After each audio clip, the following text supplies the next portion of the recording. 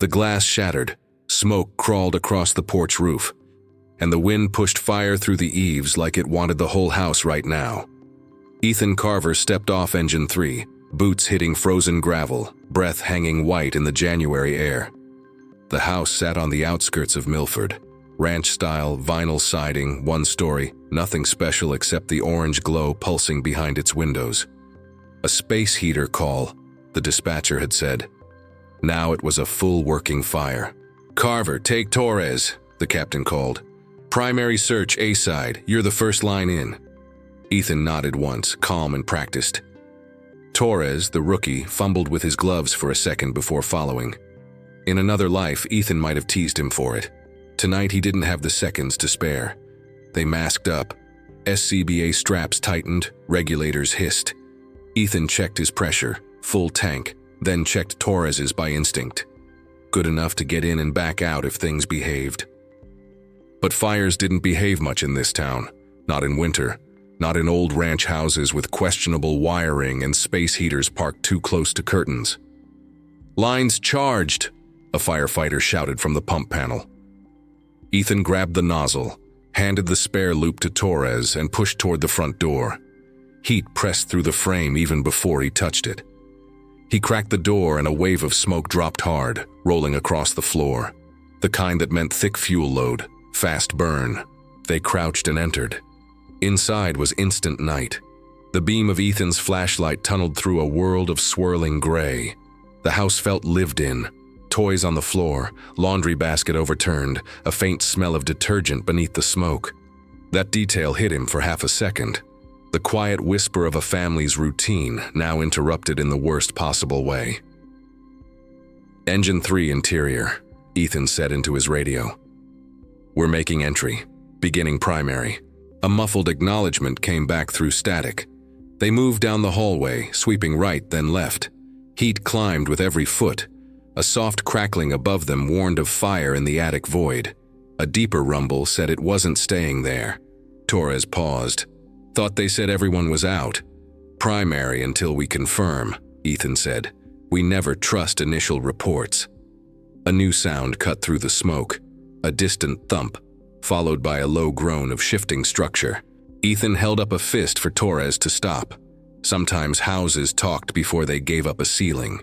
He listened. Another groan answered, this one sharper, too fast for comfort. "Keep moving," he said, "but watch the overhead." They reached the first bedroom. Ethan pushed the door with his boot. It opened halfway, sticking on something soft. He leaned in with the light. A collapsed dresser, charred on one side. Fire had licked across the ceiling earlier, then drawn back, leaving the room in a weird half-burnt stasis. No victims, no crib, no sign of kids. But the air felt wrong, hotter than the hallway.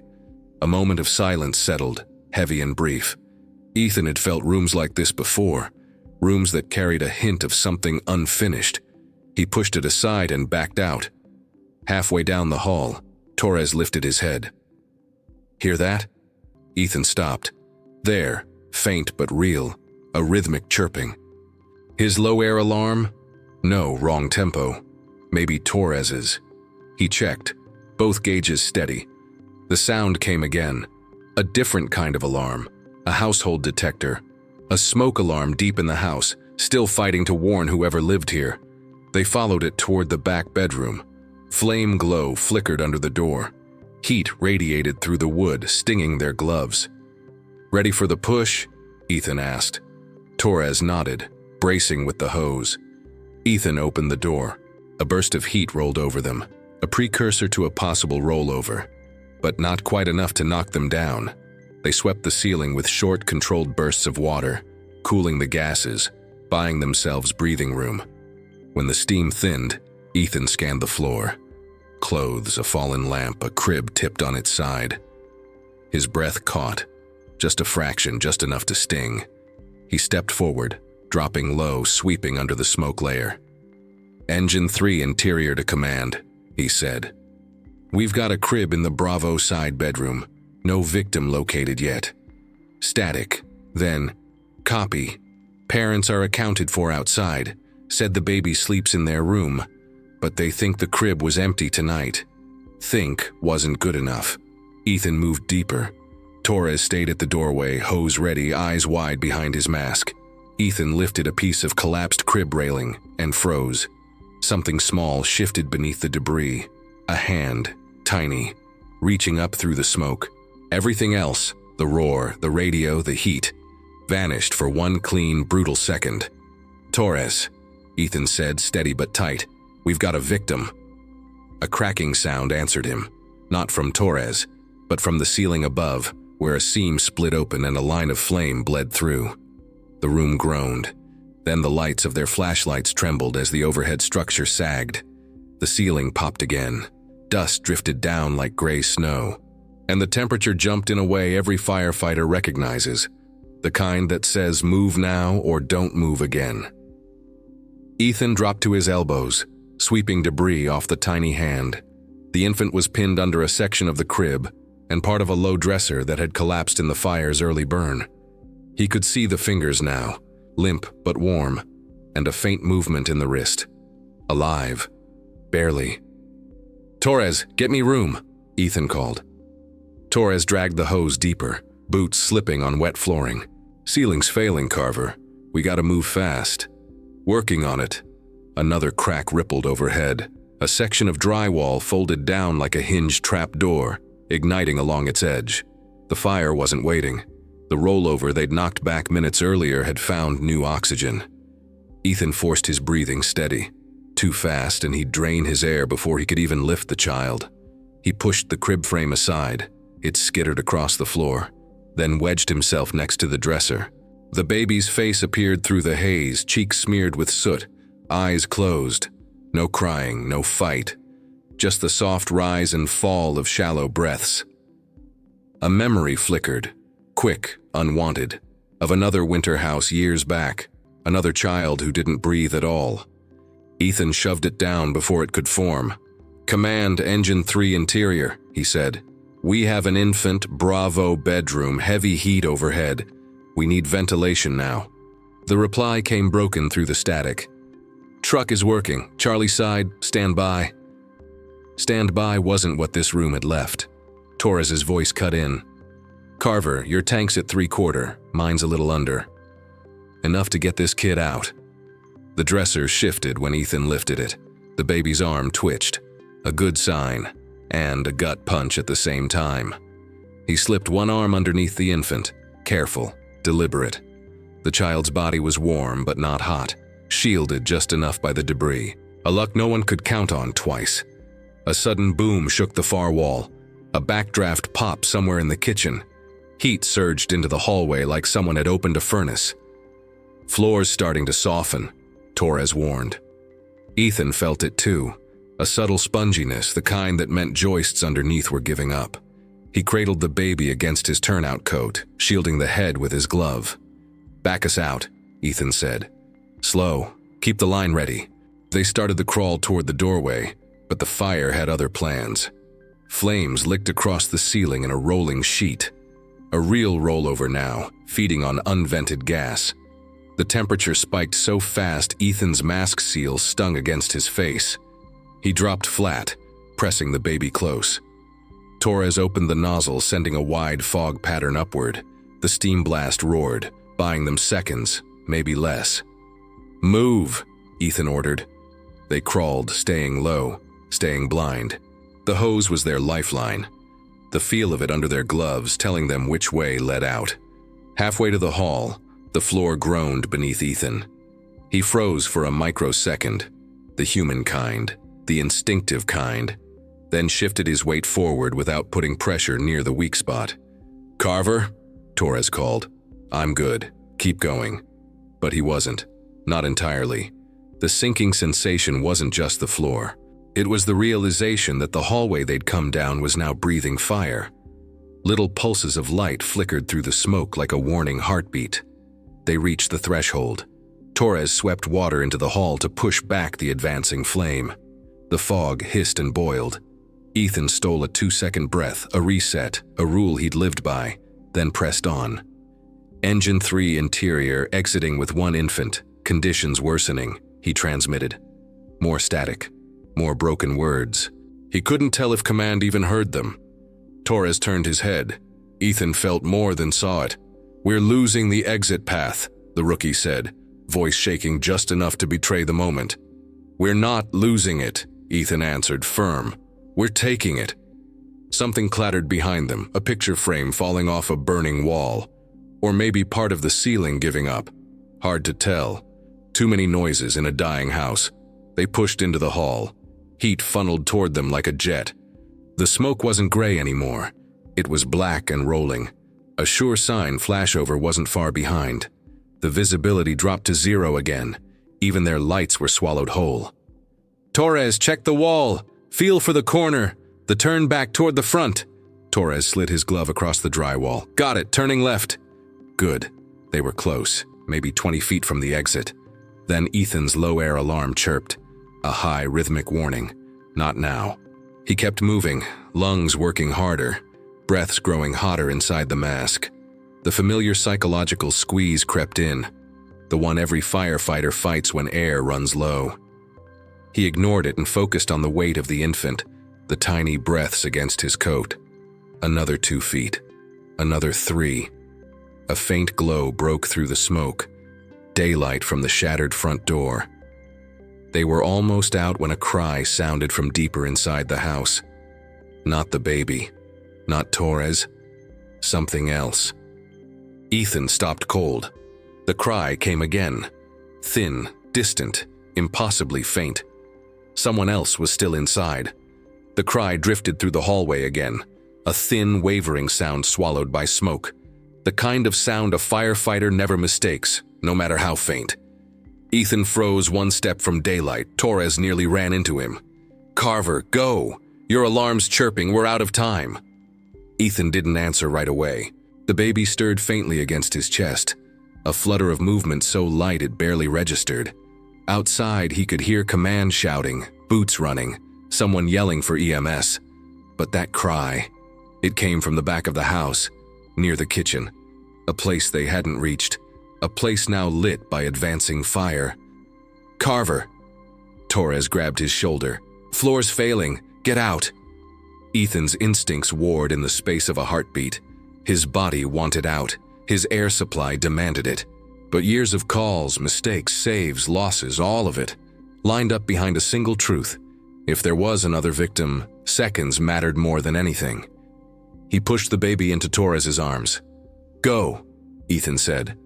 "Hand off the infant, then come back. I'm going for the voice." Torres shook his head hard. No chance. Command said everyone was out. They were wrong once already. Torres hesitated, a micro moment of fear, loyalty, and raw inexperience flickering behind his mask. Then he did exactly what rookies almost never do. He trusted the veteran without arguing. Torres sprint-crawled toward the daylight, hose dragging behind him. Ethan turned back into the dark. The doorframe he'd just passed groaned again, sagging. Heat rushed in waves, whipping his turnout coat. His low-air alarm chirped steadily now, a reminder that he no longer had minutes, only moments. Ethan dropped low, pressing forward on hands and knees. His flashlight beam cut a narrow slice through the smoke. Nothing but movement in the air, fire crawling ceiling to floor in patches. He followed the sound, or what he hoped wasn't his imagination. A soft cry, almost a whimper, mixed with the hiss of burning carpet. Halfway down the hall, the floor buckled beneath his knee. He froze, shifting weight slowly until he felt the joist again. The floor wasn't completely gone. Not yet. But it was close. He crawled faster. A memory flickered. The thought of his daughter at 2 years old, reaching for him after a night shift. The smell of her hair.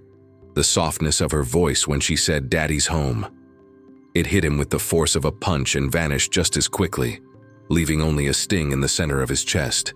He reached the kitchen doorway. The room beyond glowed orange. Flames chewed through cabinets, racing upward. Part of the ceiling had already collapsed, exposing the rafters. Pipes hissed where water lines had ruptured. The cry came again, right side, low to the floor. Ethan swept his light. There, behind a fallen chair wedged near the corner, a toddler, maybe 2 years old, maybe younger, covered in soot, eyes barely open. Curled small, too close to the burning cabinets. "Engine 3 interior," Ethan said into his radio, voice rough. "I've got a second victim, kitchen. Need immediate backup, ventilation, and a second line pushing in." Static. Then nothing. The radio was losing the fight too. Ethan checked his gauge. Low. Dangerously low. He crawled forward, feeling the heat burn along his back as the ceiling dumped flaming debris behind him. A plank struck his boot. Another hit his shoulder, bouncing off the turnout. The toddler's hand lifted weakly toward his light. "It's okay," Ethan murmured, not loud but steady, the way he used to talk to scared rookies. "I've got you." He reached the toddler and scooped the child under one arm, shielding the head with his glove. The child coughed, a dry, rasping sound. A flame front rolled across the ceiling, lighting the room in a sudden, violent flash. Heat slammed down like a wave. Ethan hit the floor, pinning the toddler beneath him to protect the child from the radiant blast. For a heartbeat, everything roared. Then the smoke settled again, thick and black. He tried to rise, but another section of ceiling cracked overhead. A deep, splintering sound, then a shift, then a drop. Ethan instinctively curled his body around the toddler as the structure gave way. The ceiling fell. A burst of fire chased it downward, and for a split second, Ethan felt the world narrow to the weight in his arms and the crushing heat above him. Wood slammed across his back, not enough to pin him, but enough to steal his breath. Embers scattered like angry sparks across the floor. His face shield fogged, then cleared, then fogged again as his breathing quickened. The toddler beneath him whimpered. "I'm here," Ethan managed, voice tight inside the mask. "Stay with me, kid." His low air alarm chirped again, faster now. He checked his gauge without looking. End of tank territory. Barely enough to get out, maybe not enough. He shifted, testing the debris on his back. One beam, lightweight. He could move it, if the floor held. The floor groaned as if to answer. He braced one arm around the toddler, pushed upward with the other, and rolled the beam aside. Fire licked through the new gap in the ceiling, hungry for oxygen. A thin stream of flame dropped through and splattered against the tile just inches from the toddler's foot. "Command Engine 3, he tried again. Nothing, just dead air. He scanned for the hose line, hoping Torres had returned already. A line meant safety, direction, escape. But the room was too choked with smoke and steam to see anything farther than his glove. Another 2-second pause, a breath, a mental reset. Then he moved. He tucked the toddler tight against his turnout, head pressed to his shoulder, and started crawling toward where he thought the hallway should be. He kept one hand on the floor, feeling for changes, dips, soft spots, vibrations telling him what sections were giving up first. Halfway across the kitchen, a new sound punched through the roar. Torres's voice. "Carver, I'm coming in!" Ethan angled toward it. "Stay on the line," he shouted back. "Floor's compromised." Torres appeared through the smoke like a shadow taking shape, hose clamped under his arm, another firefighter behind him feeding line. Steam billowed around them. Ethan leaned into Torres's shoulder as they met. A brief human moment, just pressure against pressure, a silent confirmation that both men were still fighting. "I've got the toddler," Ethan said. "We move now." Torres nodded, wordless, opening the nozzle ahead of them to cool the burning corridor. Water hammered the ceiling, sending down sheets of steam. The hallway reappeared in flickers, just enough visibility to navigate by memory. They crawled fast. Heat pushed at their backs, herding them toward the exit like a living thing. Ethan's low-air alarm screamed now, not chirping, screaming. Every inhale felt hotter, every exhale louder. "Almost there," Torres shouted. The front doorway glowed ahead, a rectangle of cold winter daylight cutting through the black. 10 feet out, Ethan's vision tunneled. His breath caught. The edges of his mask darkened. Not now, not with a child in his arms. He pressed forward, forcing his legs to move. The toddler's tiny hand clutched the collar of his turnout, a reflex unconscious, but strong enough to pull Ethan back into the moment. 5 feet. Torres grabbed Ethan's coat, dragging both of them the last stretch as Ethan's air finally dropped into the red. Cold hit him first. Then noise, voices, shouts, medics yelling directions. Hands reached in from all sides, pulling the toddler from his arms, guiding him away from the doorway. Fresh air flooded Ethan's mask as someone yanked him to his feet and spun him toward rehab. He staggered once, then caught himself. Behind him, the roof of the house sagged inward with a heavy, exhausted collapse. Someone touched his arm. A medic, gentle but steady. "We've got the baby from earlier stabilized," she said. "This one," she glanced toward the toddler being carried to an ambulance. "This one's breathing on their own, weak but present." Ethan let out a slow breath. Not dramatic, not relieved. Just steady, the kind that comes after a long stretch of holding everything together. Firefighters moved around him. Radios crackled. Steam drifted from the ruins of the house. Winter wind carried the smell of burnt wood across the yard. Torres stepped beside him. Didn't say anything at first, just stood there, both of them watching the structure finish dying. Finally, the rookie spoke. "You heard that voice when I didn't." Ethan shook his head. "You'll hear them too, with time." "Still," Torres said quietly, "you went back in with low air." Ethan didn't answer. He didn't need to. The decision had already settled into the place where all the hard ones went. The captain approached. "2 kids out. Parents are with EMS. You did good work in there." Ethan nodded once. The calm, grounded kind of acknowledgement firefighters give when praise doesn't matter as much as the outcome. He looked toward the ambulances one last time. The baby's hand, that tiny reaching hand he'd seen through the smoke, flashed in his memory, bright as a match in the dark. And for a moment, everything else fell away again. Then he exhaled, long and quiet, and let the winter air fill the space the fire had taken.